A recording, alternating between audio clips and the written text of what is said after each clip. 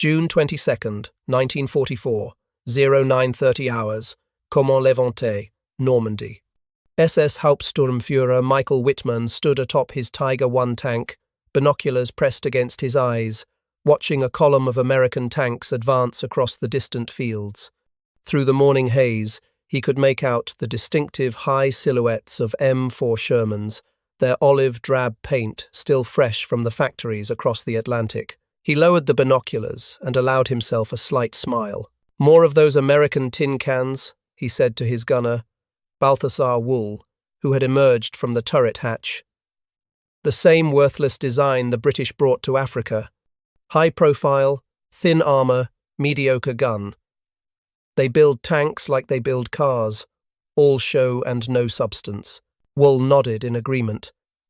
The crew of Tiger II-13 had destroyed over 138 enemy tanks on the Eastern Front, and Wittmann himself had earned the Knight's Cross with oak leaves after Villers Bocage just days earlier, where his single Tiger had devastated an entire British armoured column in 15 minutes.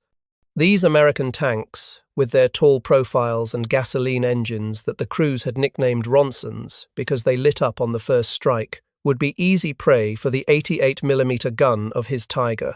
"Range to lead vehicle?" Wittmann asked his gunner. 1,800 meters, Hauptsturmführer. "We could destroy them all from here before they even see us," Wittmann said with confidence born from 3 years of armoured combat. "Their 75mm guns cannot penetrate our frontal armour even at 500 meters. It is almost unfair." What Michael Wittmann didn't know was that he was watching just the leading edge of an industrial tsunami that would soon engulf the Wehrmacht. What he didn't know was that while his Tiger battalion had received just 45 replacement tanks in the past 6 months, struggling with spare parts and fuel shortages, the Americans were producing more M4 Shermans every single day than Germany produced Tigers in an entire month. The mathematics of destruction were already in motion, though no German tank commander could have imagined their scope from the fields of Normandy. Wittmann's confidence was not without foundation. The Tiger tank was, individually, superior to the Sherman in almost every measurable way. Its frontal armour was 100mm thick, compared to the Sherman's 51mm. The long 88mm KWK-36 gun could penetrate the Sherman's armour at 2,000 yards, while the Sherman's M3 75mm gun struggled to penetrate the Tiger's frontal armour even at point-blank range. In tank versus tank combat, the Tiger held every advantage. This superiority had been proven repeatedly.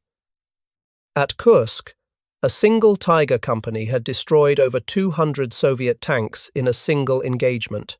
In Tunisia, Tigers had decimated Sherman-equipped units, with kill ratios sometimes exceeding 10-1.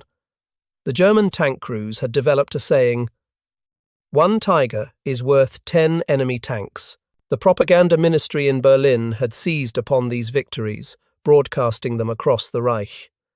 Tank aces like Wittmann had become household names, their exploits detailed in newspapers and newsreels.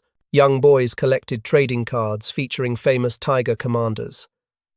The Tiger had become a symbol of German technical superiority, proof that quality would always triumph over quantity. German tactical doctrine reinforced this belief. The Wehrmacht had spent years perfecting the art of armoured warfare. Their tank crews trained for months before seeing combat, learning every aspect of their machines. They practiced combined arms tactics, coordinating with infantry, artillery, and air support. They studied terrain, learned to use every fold of ground to their advantage. In contrast, intelligence reports suggested American tank crews received just weeks of training before being shipped overseas. The mechanical superiority seemed indisputable. German engineers had tested captured Shermans extensively. They found the armour quality inferior to German standards, too soft in some places, too brittle in others. The tall profile made it an easy target. The gasoline engine was prone to catching fire when hit. The gun stabilizer, while innovative, was often broken or disconnected by crews who didn't understand its operation. Even the track design seemed inferior, too narrow for muddy conditions, prone to throwing tracks during sharp turns. What the Germans failed to understand What their entire worldview prevented them from grasping was that the Americans had approached tank warfare from an entirely different philosophy. While German engineers spent years perfecting the ultimate tank, American industrialists had asked a different question.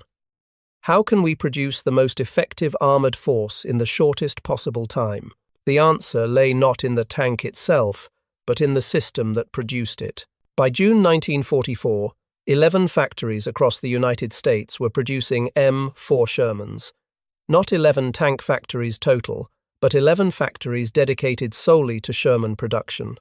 The Chrysler Defense Arsenal in Detroit alone covered 113 acres under roof, with assembly lines that never stopped moving. Workers in 3 shifts kept the lines running 24 hours a day, 7 days a week. The production statistics defied German comprehension. In 1943 alone, the United States had produced 21,250 M4 Shermans. This was more tanks than Germany would produce of all types during the entire war. The Detroit tank arsenal could complete a Sherman in 3 hours. By the time a damaged Tiger made it back to a repair depot in France, American factories had produced another 100 Shermans. But the genius of American mass production went beyond mere numbers.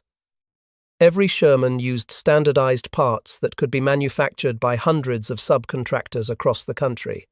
A transmission gear made in Ohio would fit perfectly with an engine assembled in Michigan, which would mate seamlessly with a hull welded in Pennsylvania. If a Sherman broke down, replacement parts were abundant. If a component proved defective, it could be redesigned, and the improvement implemented across all production lines within weeks. The Ford Motor Company had developed a revolutionary new engine for the Sherman, the GAA V8. This 500-horsepower engine could be produced on existing automotive production lines.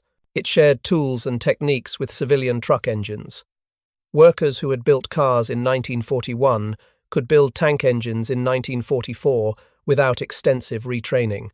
The engine was designed for mass production from the start, with wide tolerances that allowed for rapid assembly while maintaining reliability. American engineers had made conscious trade-offs. Yes, the Sherman's armor was thinner than the Tiger's, but this meant it weighed just 33 tons compared to the Tiger's 57 tons.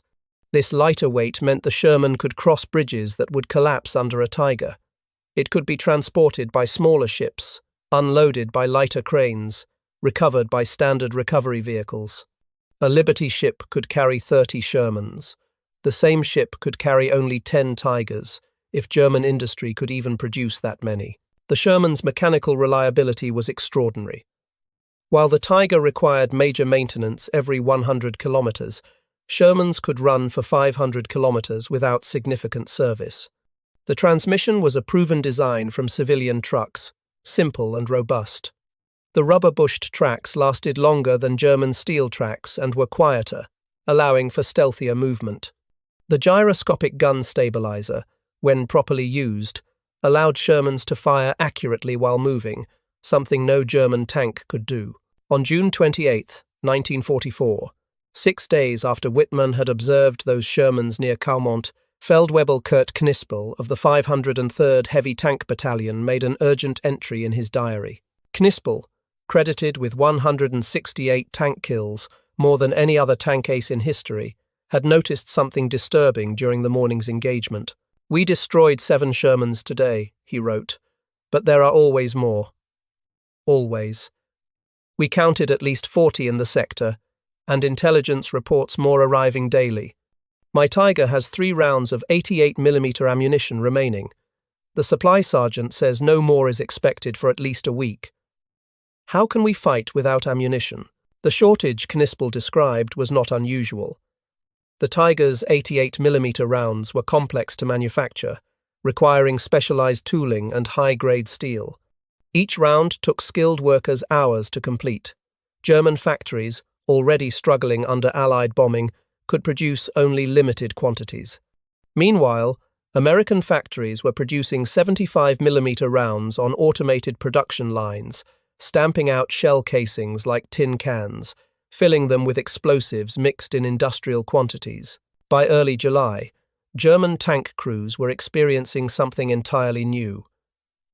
Numerical inferiority. that no amount of tactical skill could overcome. Near Saint-Lô, Unteroffizier Hans Fay of the 2nd Panzer Division watched in disbelief as American Shermans executed a tactic that would have been inconceivable on the Eastern Front. "They came at us in waves," he later recalled. "The first wave we destroyed easily, 5 Shermans burning in the wheat fields. But then came a second wave, and a third. They didn't even try to outflank us.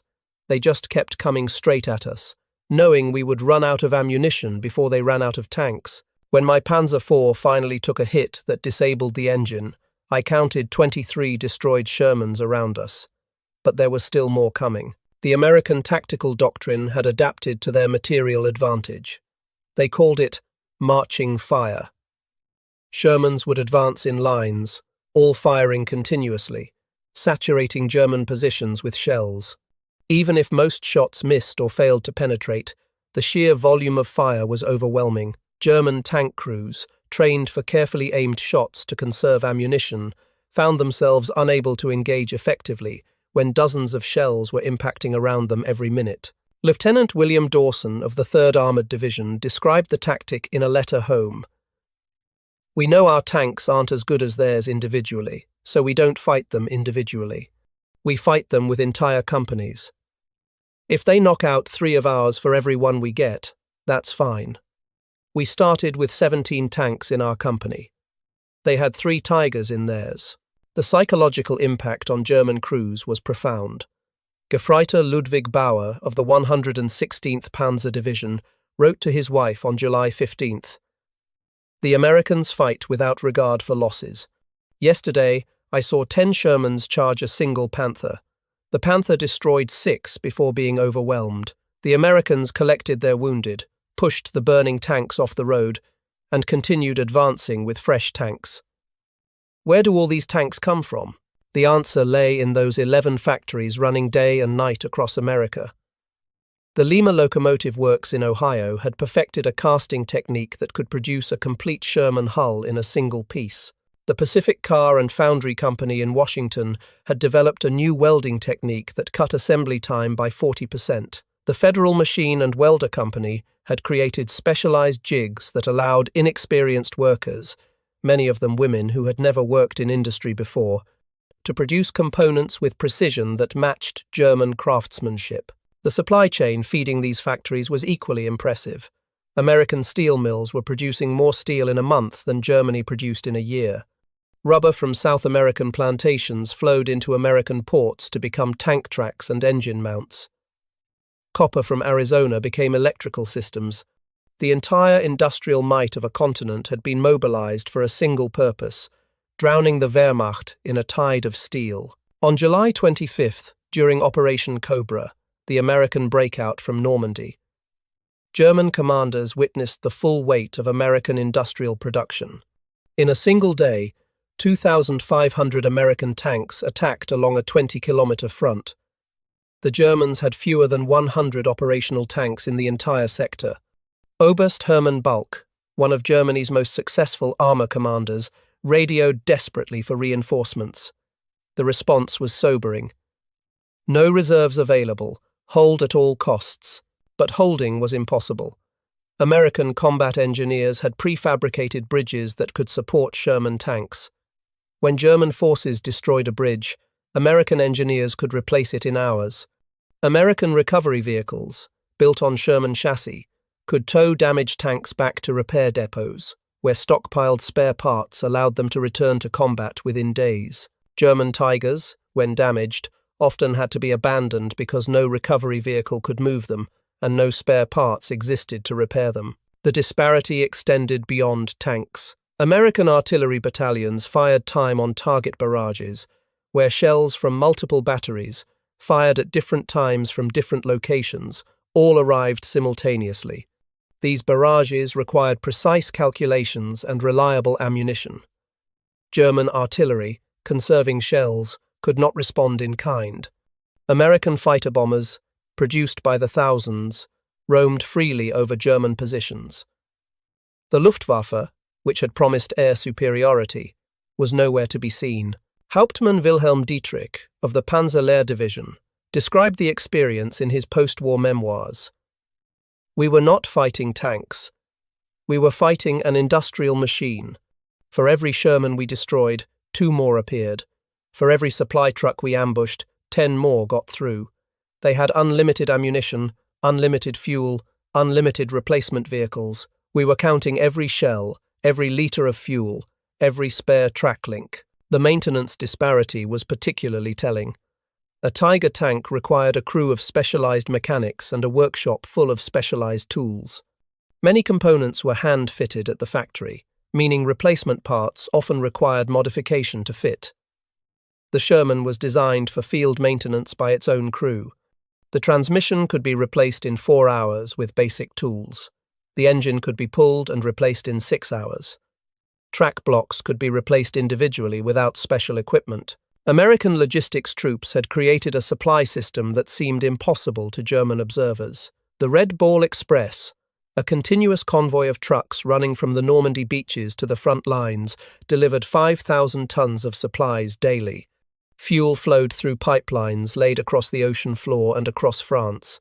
Spare parts were packed in waterproof containers and parachuted directly to frontline units. The Germans, accustomed to horses and wagons supplementing their mechanized forces, could not comprehend the scale. By August, even elite German units were breaking. The 12th SS Panzer Division, Hitler's personal reserve, reported on August 7th that of the 88 Panthers and Tigers they had possessed 6 weeks earlier, only 11 remained operational. Their request for replacements was met with silence. There were no replacements. German factories, under constant bombardment, had produced only 25 Tigers in July. The Americans had produced 1,890 Shermans in the same period. The mathematics that Wittmann had dismissed were now undeniable. If a Tiger could destroy 10 Shermans, but the Americans had 50 Shermans for every Tiger, the outcome was inevitable. German tactical superiority, the years of training, the technical excellence of their vehicles, all became irrelevant when faced with such overwhelming numerical superiority. On August 15, 1944, SS-Hauptsturmführer Ernst Bachmann, commanding a Panther tank near Lonlay-Abaye, experienced firsthand the transformation from hunter to hunted. His Panther, hidden in a perfect ambush position, had destroyed 9 Shermans in 20 minutes. His crew was celebrating when the 10th Sherman, approaching from an unexpected direction, put a 75mm round through the Panther's thinner side armor. "We felt invincible," Bachmann later recalled. 9 kills should have cleared the sector. On the Eastern Front, the Soviets would have retreated after such losses. But the Americans just kept coming. They had identified our position and were maneuvering to surround us. We had to abandon the Panther and escape on foot. As we ran, I counted at least 30 more Shermans entering the village. 30. The Falaise Pocket, where the German 7th Army was encircled in August 1944, demonstrated the final reality of industrial warfare. German forces, trying to escape the closing Allied pincers, found themselves under continuous attack. Shermans lined the ridges, firing into the packed columns below. When German tanks tried to respond, they found themselves engaged by 3, 4, 5 Shermans simultaneously. The Americans had developed a simple tactic. One Sherman would engage frontally, keeping the German tanks' attention, while others maneuvered to the flanks. Lieutenant Georg Fürbinger of the 2nd Panzer Division described the horror. "We were not defeated in battle, we were crushed by weight. They had tanks everywhere. Every road, every field, every village. We destroyed so many, but it didn't matter. My gunner claimed 22 kills during our retreat. 22. In the First War, that would have won me the pour le mérite. Here, it meant nothing. There were always more Shermans. The German tank crews, who had entered France confident in their superiority, were now experiencing something their training had never prepared them for. The paralysis of facing an enemy who could afford unlimited losses. Every tactical decision was shadowed by the knowledge that destroying enemy tanks was meaningless when the enemy had unlimited tanks to lose. Unteroffizier Karl Heinz of the 130th Panzer Lehr Division wrote in a letter that was never sent, "We cannot win. It is not about courage or skill anymore. They have turned war into mathematics, and the numbers are against us. Every American tank we destroy costs them money. Every German tank they destroy costs us the war. By September 1944, the psychological transformation of German tank crews was complete. Units that had once sought combat now avoided it. Tank commanders who had been aggressive hunters became cautious, conserving their vehicles and ammunition. The mythology of the Tiger tank, the propaganda about German technical superiority, collapsed when confronted with the reality of American industrial production. Major Hans von Luck, commanding a Kampfgruppe of the 21st Panzer Division, reported to his superiors, "The men no longer believe in victory. They have seen too many Shermans. When they destroy one, they know 10 more are already on ships crossing the Atlantic. They ask me how we can win against a nation that can lose 1,000 tanks and not even notice. I have no answer. The statistics that German intelligence finally compiled were staggering. By September 1944, the Americans had landed over 4,000 tanks in France. The Germans had begun the Normandy campaign with fewer than 2,000 tanks on the entire Western Front, and most of those were now destroyed or abandoned. American production was accelerating, with projections showing they could produce 30,000 tanks in 1944 alone. German production for the same year would barely exceed 3,000. The disparity extended to every aspect of armored warfare. American tanks had radios that actually worked, allowing coordinated attacks across entire divisions. German radios, when they had them, were often broken with no replacement parts available. American tanks had detailed maps of every French village, printed by the millions in the United States. German crews were often operating with tourist maps from the 1930s. American medics had morphine, sulfur drugs, and blood plasma to treat wounded tank crews. German medics had bandages and little else. On November 2, 1944, Oberstleutnant Eberhard von Nostitz-Wollwitz, commander of the 24th Panzer Regiment, submitted a report that would have been considered defeatist just months earlier. The enemy's material superiority has reached a point where tactical skill is irrelevant. We are not fighting battles. We are delaying an industrial process. Each engagement weakens us while barely affecting the enemy's strength. Request permission to withdraw all remaining armor to Germany for the final defense of the Reich. Permission was denied. Hitler, isolated in his bunker, still believed in miracle weapons and final victories. But the men in the tanks knew better. They had learned what Wittmann, killed in his Tiger on August 8th by Shermans that had surrounded him, never lived to fully understand. In modern industrial warfare, the factory floor was as important as the battlefield. The transformation was complete during the Ardennes offensive in December 1944, Germany's last major armoured operation in the West. SS-Hauptsturmführer Joachim Paper, leading the spearhead of the 6th SS Panzer Army, had started the offensive with confidence. His Kampfgruppe included 45 Tiger II tanks, the most powerful tank ever fielded. Their armour was practically impenetrable. Their guns could destroy any Allied tank at ranges exceeding 3,000 metres. Yet by December 23rd, Paper was radioing desperately for fuel and ammunition. His magnificent Tiger IIs, engineering masterpieces that had taken thousands of man-hours to build, were being abandoned along Belgian roads for lack of fuel. American Shermans, hastily rushed from depots where hundreds were held in reserve, harassed his columns continuously. When Paper finally escaped on foot back to German lines, he had lost all his tanks, most destroyed not in glorious combat, but abandoned when they ran out of fuel or through tracks that couldn't be repaired. The Battle of l'Église, where Paper made his last stand, exemplified the new reality. His remaining Tigers and Panthers, perhaps the finest concentration of German armour ever assembled, were surrounded by Shermans. The Americans didn't attempt clever tactics or brave frontal assaults. They simply sat outside effective German range and rained shells down continuously. Thousands of shells. The German tanks, limited to a few dozen rounds each, couldn't respond effectively. When the ammunition was exhausted, Paper ordered the tanks destroyed and led his men out on foot through the forest. After the war, American investigators found those destroyed German tanks at L'Église. They counted the impact marks where Sherman shells had struck. Some Tigers had been hit 40 or 50 times. Most hits hadn't penetrated, but that wasn't the point. The Americans could afford to fire 50 shells to achieve one penetration. The Germans couldn't afford to fire 50 shells, period. Feldwebel Rudi Pohl, a Tiger II gunner who survived L'Église, testified at a reunion in 1984. We went into the Ardennes thinking we were still the masters of tank warfare. We came out understanding we were relics. The Americans had not beaten us with better tanks. They had beaten us with better factories. The final statistics of tank production revealed the true scope of American industrial dominance.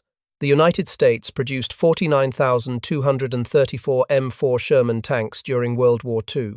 Germany produced approximately 1,350 Tiger Is and 490 Tiger IIs, including all German tank production, Panthers, Panzer IVs, and various other types. The total barely exceeded 24,000 for the entire war. The United States produced more Shermans alone than Germany produced vehicles of all types. But the numbers only told part of the story. American factories also produced 20,000 tank destroyers and self-propelled guns based on the Sherman chassis.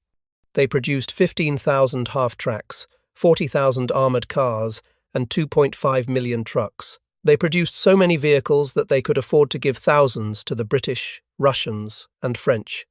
They produced so many that when the war ended, thousands of brand-new Shermans were simply dumped into the ocean rather than shipped home. Documents discovered decades later revealed the full extent of German miscalculation. In 1943, Wehrmacht intelligence had estimated American tank production capacity at perhaps 500 units per month. The actual figure was over 2,000 per month, and climbing. They had estimated American industrial capacity based on German experience, where every tank was handcrafted by skilled workers. They couldn't conceive of assembly lines where untrained workers, including women and teenagers, could build tanks faster than trained crews could destroy them. General Heinz Guderian, Inspector General of German Armored Forces, wrote in his post-war memoirs, "We had created the theory and practice of armored warfare. We had built the first effective tank forces. We had conquered Poland, France, and much of Russia with our panzers. But the Americans had done something we never imagined possible. They had turned tank production into mass production, like automobiles or radios. We were building tanks. They were stamping them out like bottle caps." The most telling testimony came from veterans decades after the war. At a reunion in Munich in 1995, former tank commanders were asked about their experiences. Hauptmann Friedrich Müller, formerly of the 2nd Panzer Division, stood up and said, "People ask me if I was afraid during the war. I tell them I was afraid only once. Not when facing Soviet T-34s at Kursk. Not when fighting Churchills in Africa. I became afraid in France in 1944 when I realized the Americans had so many tanks they didn't care how many we destroyed. That was when I knew the war was lost." His sentiment was echoed by Oberfeldwebel Hans Bauer, a Tiger commander, who had survived both the Eastern and Western fronts. On the Eastern Front, we were outnumbered, but we could still win battles through superior tactics and training. In the West, tactics became meaningless. It was like fighting the ocean. You could destroy wave after wave, but the tide still came in. The final irony came from Oberst Klaus von Richter, who had served on the Wehrmacht's technical evaluation staff. In 2003, at age 87, he attended a military history conference in Washington. Standing before an American M4 Sherman on display, he said, "We mocked this tank in 1943. We called it inferior, a death trap, a Ronson Lighter. We were right about everything except what mattered. It didn't need to be better than our tanks. It just needed to exist in numbers we couldn't imagine." The Americans understood something we didn't. In modern war, the assembly line is mightier than the battlefield. The M4 Sherman, that inferior tank that German crews had mocked, became the symbol of Allied victory. Not because it was the best tank, but because it represented something more powerful than any weapon, the full industrial might of a democratic nation fully mobilized for war. Every Sherman rolling off an assembly line in Detroit or Ohio or California was a vote of confidence in inevitable victory, a mathematical certainty that no amount of German tactical brilliance could overcome. In the end, Michael Wittmann had been right about one thing on that June morning in Normandy. The Americans did build tanks like they built cars, and that, more than any technical specification or tactical doctrine, was why they won. The Tiger might have been able to destroy 10 Shermans, but the Americans could build 20. The mathematics of destruction that Wittmann had dismissed had become the mathematics of victory. The 49,234 Shermans that rolled off American assembly lines didn't just defeat the Wehrmacht, they buried it, under an avalanche of steel that no amount of courage, skill, or technological superiority could withstand. The German tank crews who had entered France as confident conquerors left it understanding a fundamental truth of modern warfare. In the age of industrial production, the nation with the most factories, resources, and ability to mobilize wins.